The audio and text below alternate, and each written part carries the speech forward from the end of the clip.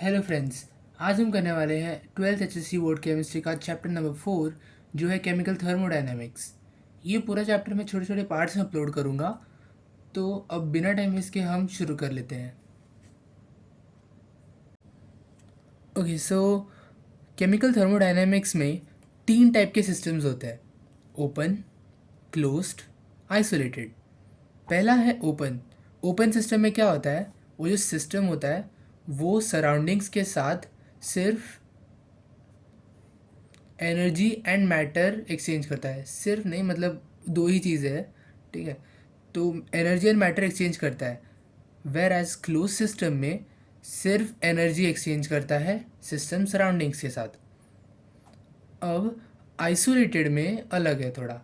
Isolated में दोनों भी नहीं होता एंड उसके लिए ना एक इंसुलेशन करते हैं सिस्टम के अराउंड, जिससे कि सराउंडिंग्स में कुछ भी एक्सचेंज ना हो सके।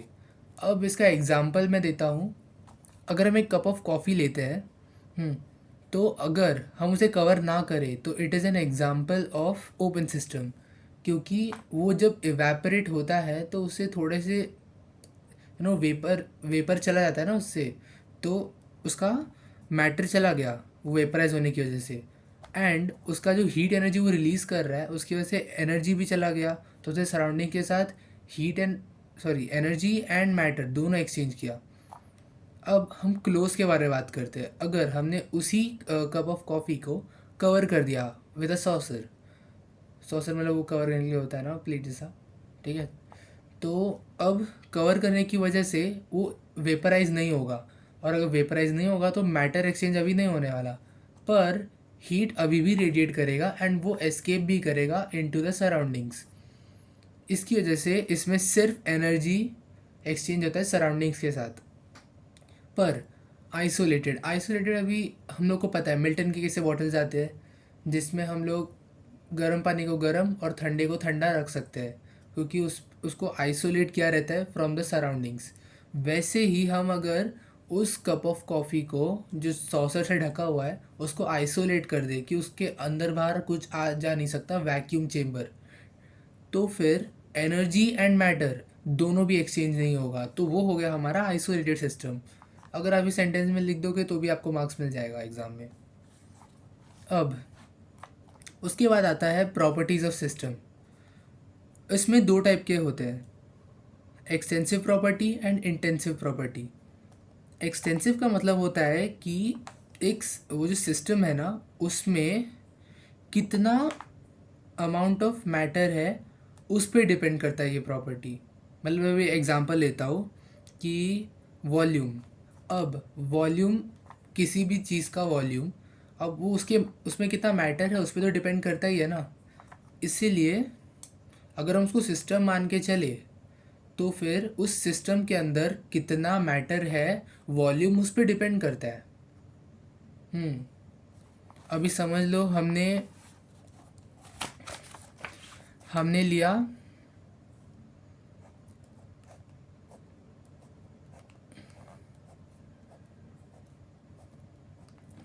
एक cube.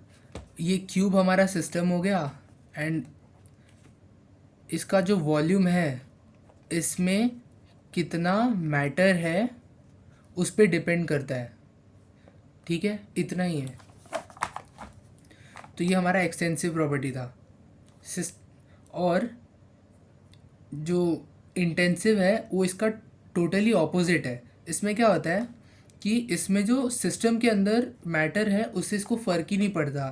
For example temperature, temperature को फ़र्क नहीं पड़ता कि मैटर कितना है। वो वो सिर्फ टेम्परेचर, कितना हीट एनर्जी है बॉडी के अंदर उस पर डिपेंड करता है, ना कि कितना मैटर है। तो दैट इज़ इंटेंसिव। अब याद कैसे रखना है मैं थोड़ा शॉर्टकट से बताऊंगा, एंड ये जो नोट्स है ना इसके फ़ोटोज़ भी आपको है ना एकदम लास्ट वीडियो रहेगा ना चैप्टर का उसमें आपको दे दूंगा। तो अब यही याद कैसे रखना है कि कौन सा डिपेंडेंट है कौन सा इंडिपेंडेंट है। बहुत सिंपल है। इंटेंसिव पे आयन लिखा है ना, इन इंटेंसिव, तो अभी इसका मतलब हो गया कि इन इन तो मतलब इंडिपेंडेंट। इस तरीके से याद रखना है, सिंपल है थोड़ा सा। और फिर इसका अपोजिट तो एक्सटेंसिव हो ही गया ना। अब अभी एक खतरनाक चीज़ मैं आपको बताने वाला हूँ, जो एग्जाम्पल्स है उसे याद करने का तरीका। ठीक है, यहाँ पे देखिए हमारे एग्जाम्पल्स में आता है mass, volume, internal energy, heat capacity and number of moles. अब इसका जो शॉर्ट फॉर्म एक बना के रखा है, आप उसे याद कर सकते हैं, जो है हिम वेनम। यहाँ पे ई स्मॉल है क्योंकि ई इसमें नहीं आता, पर बाकी सब आता है। एच मतलब हीट कैपेसिटी, आई मतलब इंटरनल एनर्जी, एम मतलब मास, वी मतलब वॉल्यूम, एन मतलब number of moles, and N O M पूरा नंबर ऑफ मोल्स ही है। हिम वेन तो सही नहीं लगेगा ना, तो हिम वेनम। तो मतलब ये एक आपको शायद से याद रहेगा, इसलिए मैंने एक शॉर्टकट ऐसा बना दिया है। एंड इंटेंसिव का है, बट थोड़ा सा मतलब सबको पसंद आए ज़रूरी नहीं है। जो फैंस है उनको अच्छा लगेगा, जो नहीं है उनको अच्छा नहीं लगेगा, बट इसका है अभी ऐसा। B T S M V पीज़। ठीक है, तो अब इसके जो एग्जांपल्स है वो है pressure, temperature, surface tension, melting point and boiling point, viscosity and specific heat. तो अब ये कैसे होता है? बी मतलब बॉइलिंग पॉइंट, टी मतलब टेम्परेचर, एस मतलब स्पेसिफिक हीट, एम मतलब मेल्टिंग पॉइंट, वी मतलब विस्कोसिटी, पी मतलब प्रेशर और एस मतलब सरफेस टेंशन। एक सेकेंड, ठीक है, बराबर है, बराबर है।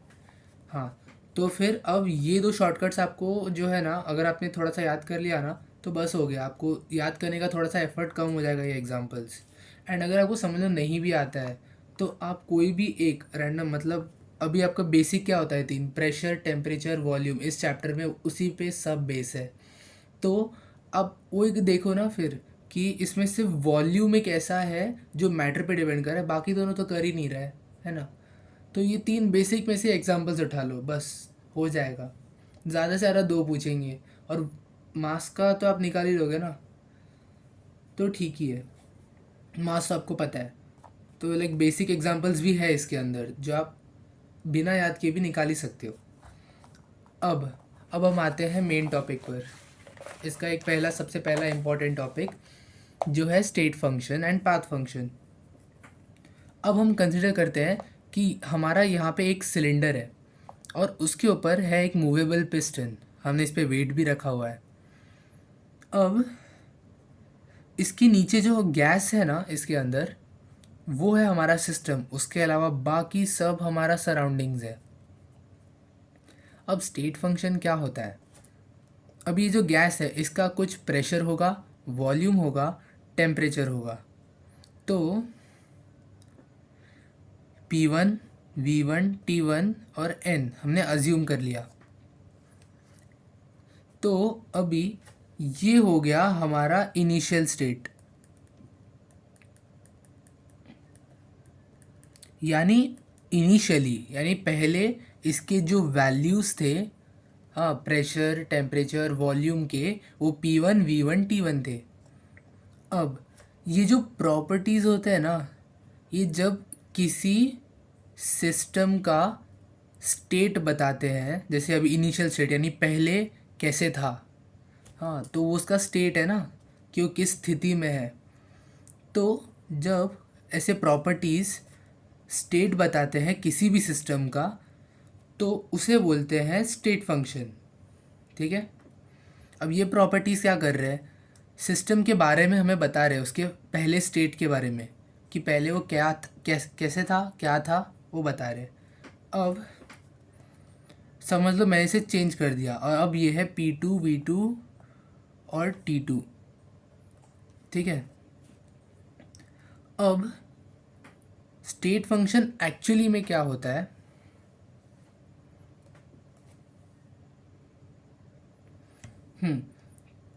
तो स्टेट फंक्शन ये होता है कि अब पहले, मतलब एट अ सर्टेन टाइम, इसका हमने ये वैल्यूज़ रखा था। तो ये वैल्यूज़ समझ लो ये टाइम टी था, T1। ठीक है, तो और ये जो P2, V2, T2 है, ये टाइम T2 पे। तो टाइम T1 पे P1, V1, T1 था। तो ये तीनों इस सिस्टम के स्टेट फंक्शन थे एट टाइम T1। अब हमने टाइम T2 पे क्या किया, हमने उसे चेंज कर दिया। तो चेंज करने की वजह से इसका जो वैल्यूज़ है वो चेंज हो गया ना, हमने चेंज किया था, तो टाइम के साथ हमने इसका वैल्यूज़ भी चेंज कर दिया। तो ये जो इसके वैल्यूज़ है इसको स्टेट फंक्शन बोलते हैं, तो हमने इसका स्टेट फंक्शन चेंज कर दिया। ठीक है, ये होता है स्टेट फंक्शन। एंड डेफिनेशन में क्या है वो भी देखते हैं।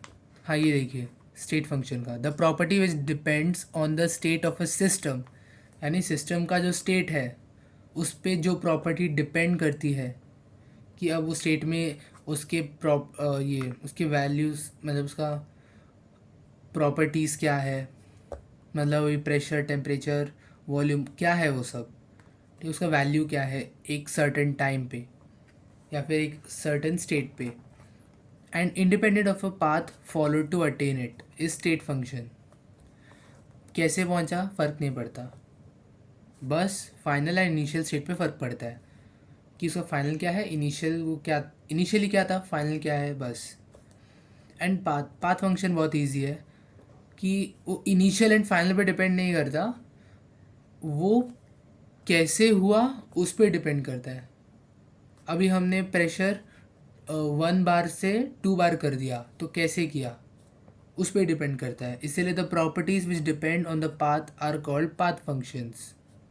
इसका एग्जांपल है work and heat, easy to remember, तो इतना तो आप याद कर लोगे। एंड फर्स्ट वीडियो के लिए इतना ही, अभी मिलते हैं नेक्स्ट वीडियो में, तब तक के लिए टेक केयर, थैंक यू।